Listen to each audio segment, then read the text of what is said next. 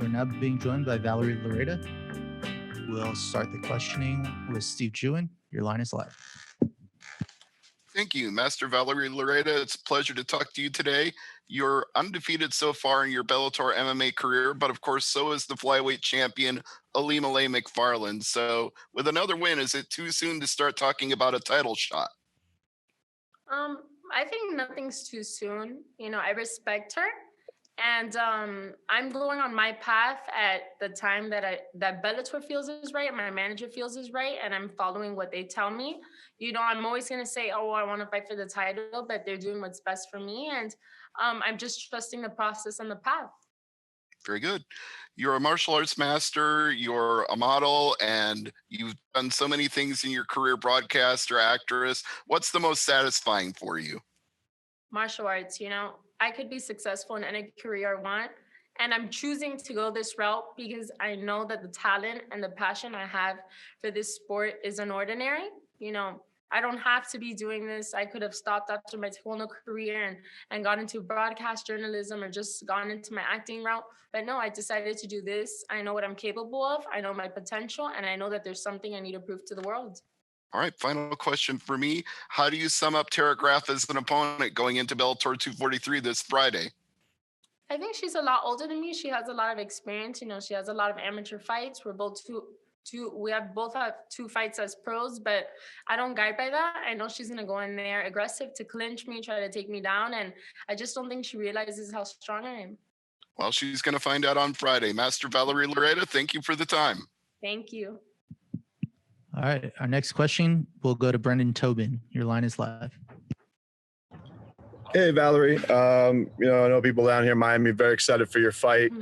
Have you heard anything as far as people back home, plans to, responsibly, get together to watch you, and just kind of what memos have you heard from South Florida as you enter the cage this weekend? Yes, everyone is so excited. Everybody I know, my high school or went to, my elementaries, everybody who's been following my career. All my Cubans in Miami are ready to watch me fight Friday, and George couldn't get that first win for us, but I know I am. And just what this year's been for you, as far as I'm sure you probably want to get a few more in the cage. It's been crazy for everybody, but just how happy are you to be at this point where you finally get to get back in action and then move your career along? Yeah, I'm just so honored and blessed. A lot of fighters don't have the same opportunity I have, and I will be the first female to get in that Bellator cage in this quarantine process. I'm just really excited. I'm also very blessed that I get to get paid as well.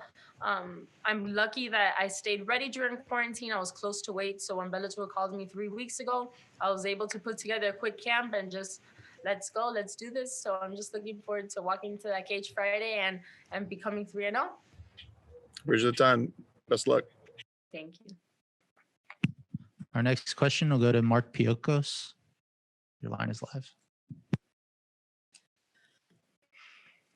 Hey, Valerie. My first question is, your last fight, you went the full 15 minutes. What was that experience like for you? And, what were some of the learning lessons you took from that fight?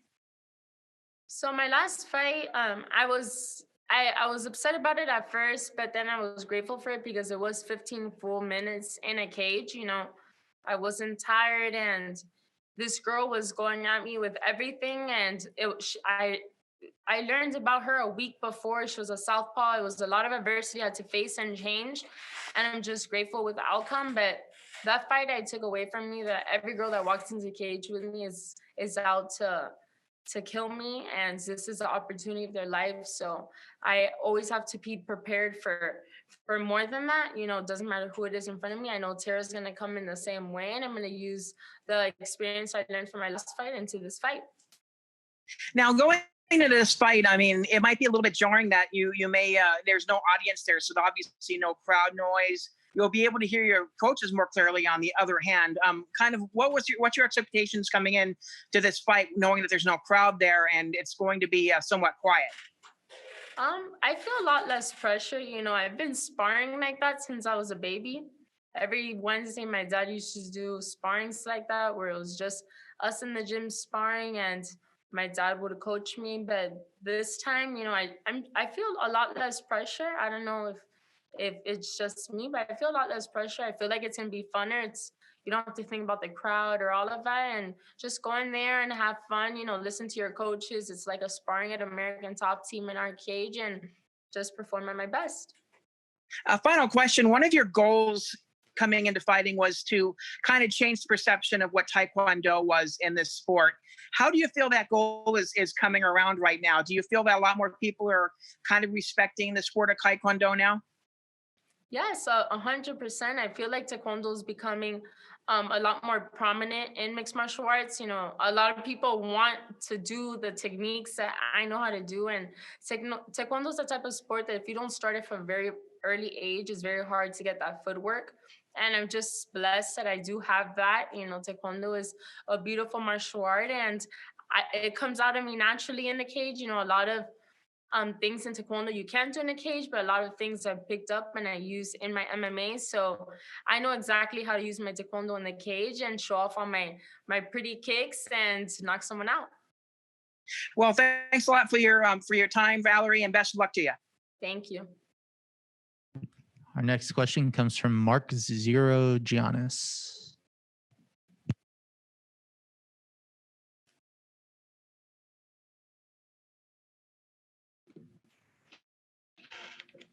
Master Loureda, Mark Sorianis, Taekwondo Life Magazine. How are you? Hello, sir. How are you, ma'am? The question for you is how this very difficult time during the pandemic, how did your Taekwondo training and your Taekwondo background help you to cope with the challenges of this unprecedented time? Well, the number one thing that I do have as a master in Taekwondo is my discipline and my respect. And I take that with me in life, and I take that with me in my MMA career. And I feel like the discipline that Taekwondo gave me, being a master and doing it my whole life, was able to help me cope with the adversity of quarantine, stay fit, stay close to my weight, keep my goal in mind, not lose track of myself, and stay ready for when Bellator calls me. Very good. Thank you. We look forward to seeing your performance on Friday night. Thank you, sir.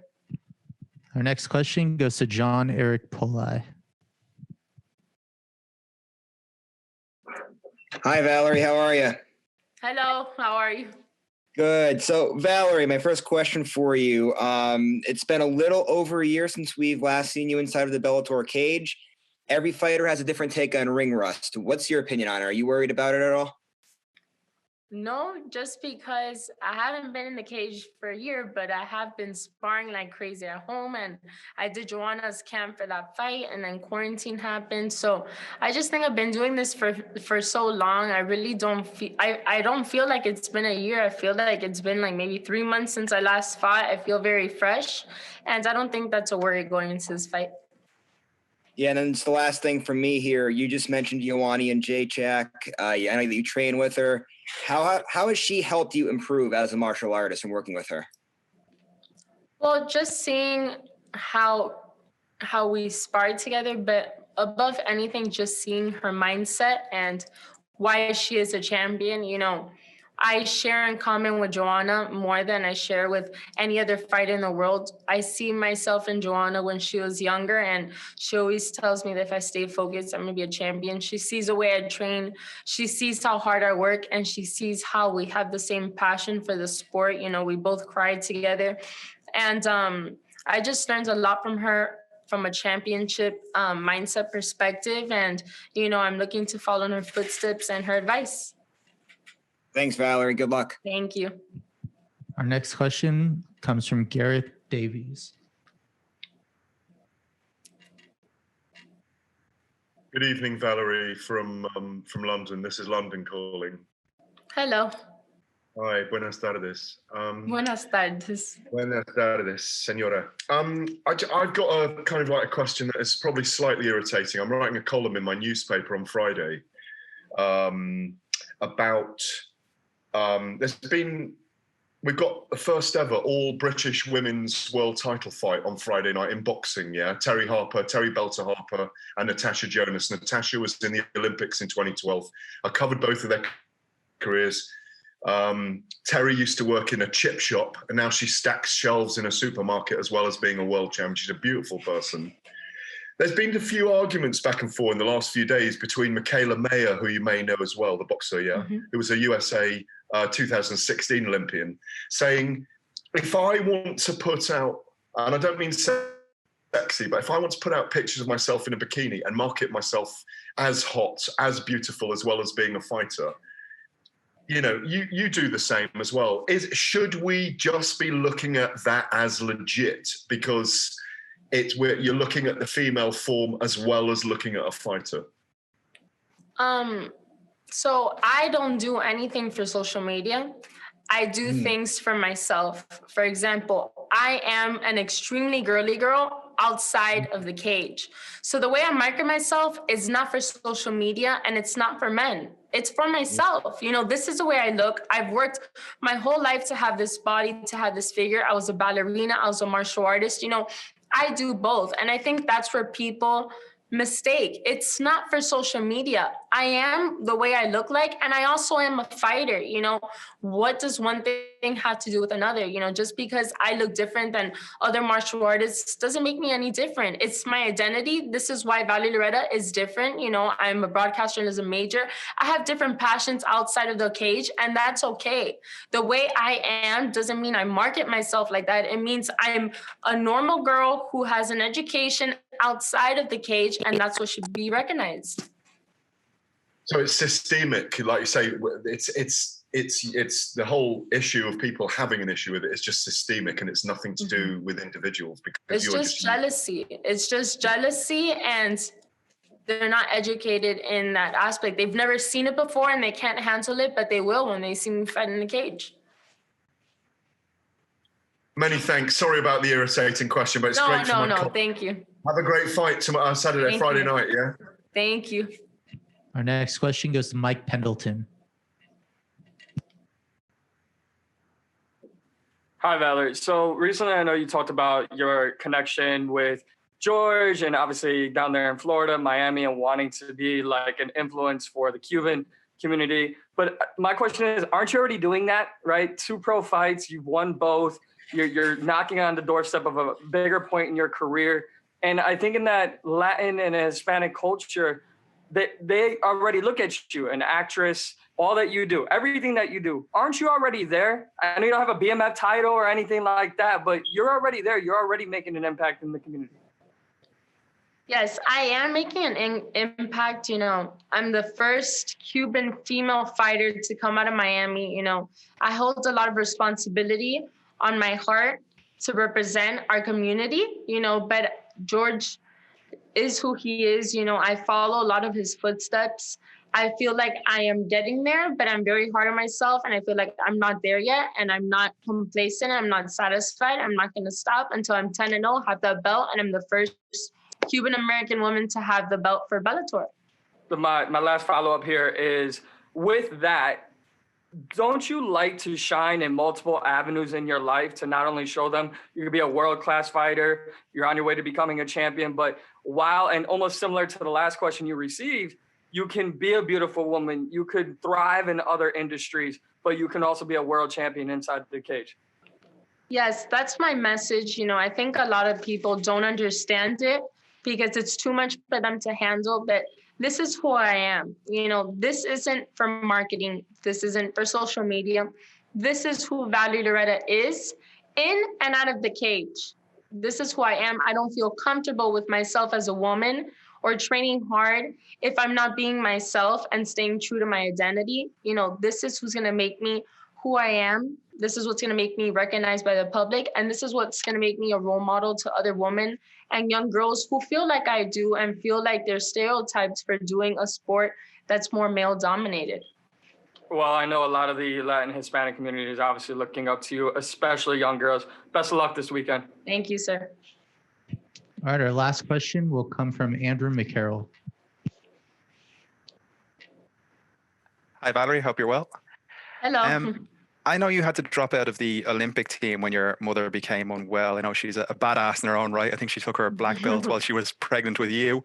How big of an influence has she been on your career? And is that where you get your mental strength from? Well, my mom has 100% made me into the woman I am. My mother put it upon herself to keep me very feminine and give me a lot more aspects of life outside of taekwondo, because my dad was so narrowed into only taekwondo. So my mom is the reason that I'm like this. My mom has styled me. My mom has put me in dance since I was little. My mom has done my makeup. My mom is my image. My mom represents me.